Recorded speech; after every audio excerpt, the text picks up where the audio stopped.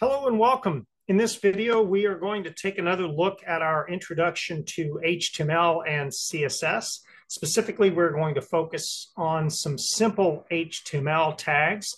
Now, in this video, I'm going to be using Visual Studio. However, it does not matter which IDE you decide to use. For that matter, you can technically do all of these examples with Notepad and your web browser. Now, what I'm going to do is I'm going to simply go ahead and create a new HTML file, much like I did in the earlier videos, and we're going to rely on the template that Visual Studio provides. Again, the IDE that you use may have a different template with it. Don't focus too much on the attributes, for instance, associated with the HTML tag or the meta tag, again, for this video. First thing that we want to do is we want to go ahead and create a title for this file and then go ahead and save it. Much like the earlier video, I'm not going to have a lot of creativity here. I'm just going to simply call this one sample_02. And again, don't worry too much about the name of the file. You can simply keep up with the file names as you see fit. And then I'm going to go ahead and save the file in the location that I saved the earlier one. Again, the location that I'm using doesn't really matter too much. The idea is more that we are using a consistent storage location. In this case, I'm going to save it in my documents, in my courses 447, under demos and our introduction to HTML and CSS. And again, I'm going to use a similar naming scheme to what I did with the earlier videos. As long as you are consistent and you can find your files, that is all that matters for this series. Now, what we're going to do is we're going to focus specifically in on three tags. We're going to look at the P tag, which is going to be for paragraphs, the series of header tags, H1 through H6, as well as the BR tags.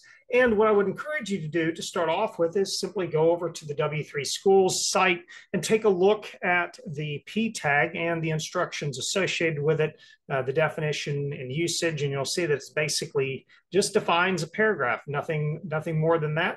You could see here that it applies, or rather can have any of the global attributes in HTML applied to it. Again, that'll make more sense in later videos, particularly when we start talking about style. And you can see some examples in here. Again, we're not going to worry too much about style. We're just going to go through and create some examples. And likewise, the same thing with the H1 tags. The difference there is there's actually going to be a series of them. I went right past it. Sorry about that. And you can see here that I've got that page already open as well. And that's a series of heading tags. And then ultimately the last one that we want to take a look at is going to be our BR tag. Now the BR tag is going to be interesting for a couple of reasons. This is unlike the other tags that require both an opening and closing. It is essentially a self-closing tag.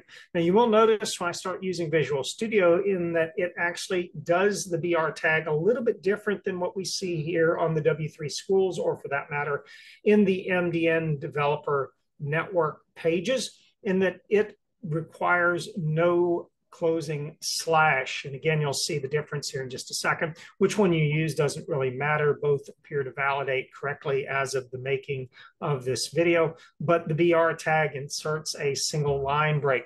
Now, quick comment before we get started with this particular video, and you'll see when we go through some examples in later videos, the BR tag is probably one of the most easily abused tags in HTML because it can be inserted a lot of places and function in ways that it probably isn't really intended to do so. So what we're going to do is we're going to focus on its use inside of the paragraph tags. The idea is that we want to sort of create a simple HTML document to start you off on your journey. So let's go back to Visual Studio. We're going to start off with a H tag. We're going to start off with an H1 tag just so you can get familiar with what it looks like. That is intended to be the main header for the document. So as such, I'm just going to go ahead and put in main header, and we can go ahead and put in a number 1 here just to indicate the level. You'll see in just a second why that might matter. It is important, or encouraged rather, that you only have a single H1 header, H1 tag for each document, although technically that isn't necessarily going to get enforced. This has a lot to do with how your web page can be consumed in alternate forms. In other words, basically the web browser itself isn't the only way in which your web page can get consumed. And then you can also have, for instance, an H2 header, and this is going to be the second level header. And what we want to do now to understand how this works, I'm going to go ahead and save this. And again, in Visual Studio, I can simply split my view, and you can see that they effectively differ by the font size. Now we can go back over to the W3 Schools, and you can actually see what the default font would be for the H1 and H2 headers. For right now, I want you to not focus too much on the style, but rather the relationship between them. The idea is that it's how you would structure a document by providing a series or a set of header levels, much like you would in a table of contents or maybe in a PowerPoint presentation, where the lower the level, in other words, third, fourth, and so on, maybe it becomes then a sub-feature or some other component of a larger document. And now what we can do is we can simply go out to File Explorer. We can double click on the HTML file that I have here, my sample_02.html, and you can again see, much like what I have in Visual Studio, is the relative size of those headers. Now we can come back over here and we can do one more just so you could sort of get an idea of how this works. And there again, this is going to be the third level header. And this works all the way up to H6. So why don't we take just a second to put a quick comment in here so that you've got some notes to go along with it, and you can simply include then a comment block, and so that this demonstrates the H1 to H6 headers or tags. And so the idea is then that this is a way of essentially structuring your document. Now, the key thing to note here, and I'm going to emphasize this in later videos as well, you want to focus less on the aesthetics and more on the structure. And so you can see here example of sometimes how the view here and the view here get disconnected, and you can simply just refresh this, or you can go out to your web browser and refresh it again. And you can see here, we can do this with fourth and fifth and sixth and so on. But what we'd like to also do is come along into our HTML document and then perhaps insert some paragraph. Let's put this under the H2 header. So this will be just a sample paragraph here. Again, where you put this doesn't really matter. We'll just put here, this is a sample sentence. And how about if we go ahead and put a number 1, just so we can see what we're doing here. I'm going to go ahead and save it. Again, I'm going to jump out to my web browser, and you can see a couple of things are going on here. And let me go ahead and zoom in here so you can see here, first of all, the size difference between the headers, but you can also see then I have some room in between the header and the paragraph above and below. Now, when we start looking at the aesthetics of your document, you'll start understanding the relationship with the margin and the border. But for right now, we are just going to focus simply on the structure. And in this case, having the P tag below that second level header. Now, what we want to do is we want to come in to our P tag, and we can simply follow this up. Now let's make a slight modification here. This is a sample sentence number 1, or rather maybe a little bit of rewording here. This is sample sentence number 1 in paragraph number 1.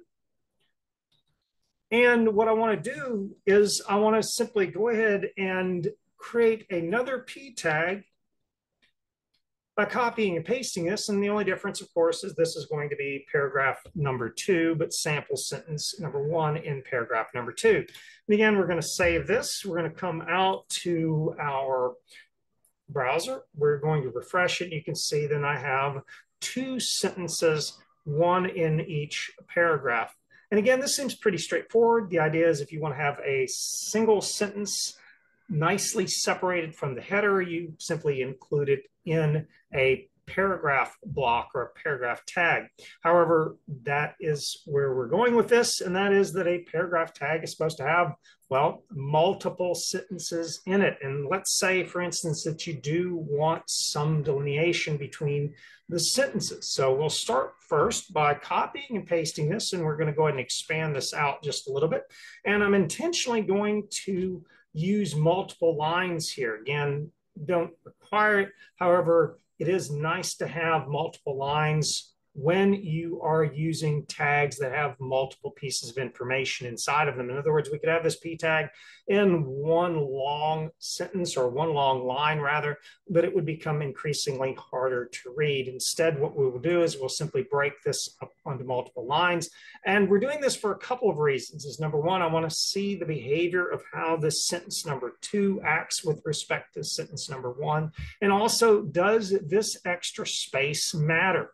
And so let's go ahead and save this. And we will again come out to our web browser, and we will simply refresh it. And you'll see that unlike in the source HTML, where the second sentence in the first paragraph was below the first sentence in the first paragraph, well, it happens to be right next to it. As a matter of fact, you can see here that I have a space in between the period and the capital letter T. And you can see here that this just stems from this tab right here. Now, what I'd like to do is I'd actually like to put that second sentence on a separate line. And that is where our next tag comes into play, and that is our BR tag. And so if we simply insert a BR tag, notice here how I mentioned the Visual Studio adds this. You do not have to use this. As a matter of fact, you can simply go ahead and delete it. And depending on what IDE you use, it may autocomplete differently. But what we'll do is here is we'll see now the behavior of having that BR tag in between the two sentences.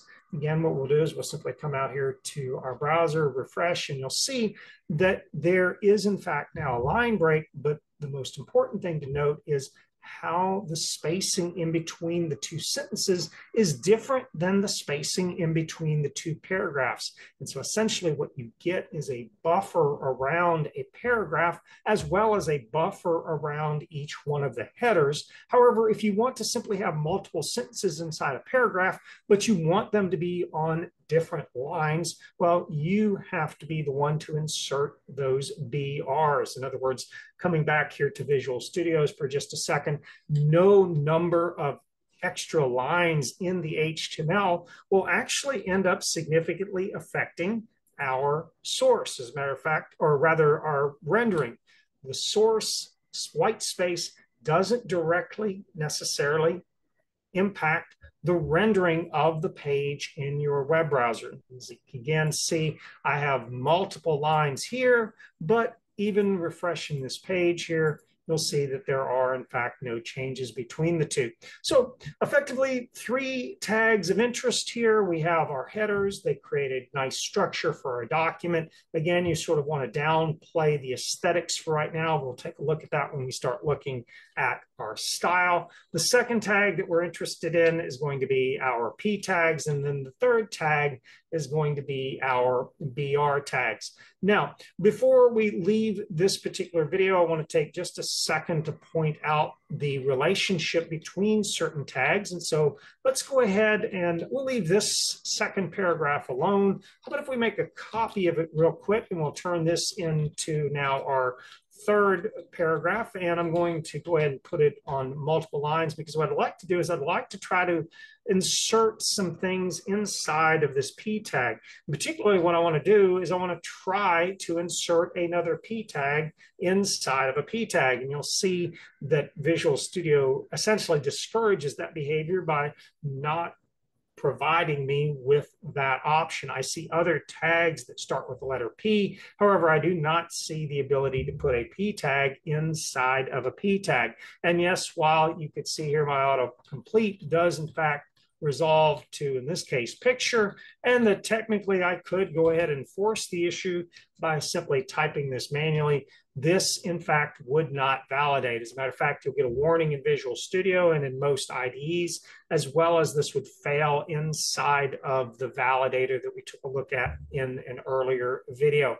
And then likewise, you can also experiment with the use of our H tags. And you can see here that I don't even have the option to select any of them, H1, H2, all the way up to H6. So effectively what you're seeing here is that there is an order that you can use these tags in, and not all tags can be used with all other tags. And these H tags and the P tags are great examples of that.